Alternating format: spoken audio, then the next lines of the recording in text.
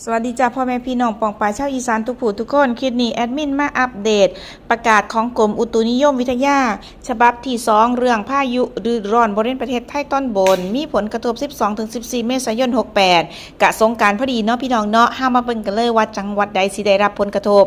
ไปรับชมรับฟังข่าวทั้งเบิดกันเลยในช่วง 12-14 เมษายน 68บริเวณประเทศไทยตอนบนสิมีพายุฤดูร้อนเกิดขึ้นสิมีลักษณะของพายุฝนฟ้าคะนองลมกระโชกแห้งลูกเห็บตกร่วมทั้งฟ้าผ่าที่อาจจะเกิดขึ้นในบางพื้นที่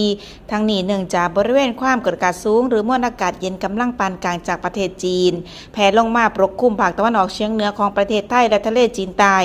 ส่งผลให้มีลมตะวันออกและลมตะวันออกเฉียงใต้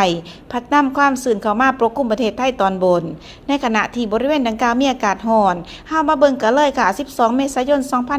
2568อีสานเฮามีจังหวัดดังต่อไปนี้ได้แก่เลยหนองบัวลำพูอุดรธานีหนองคายบึงกาฬสกลนครนครพนม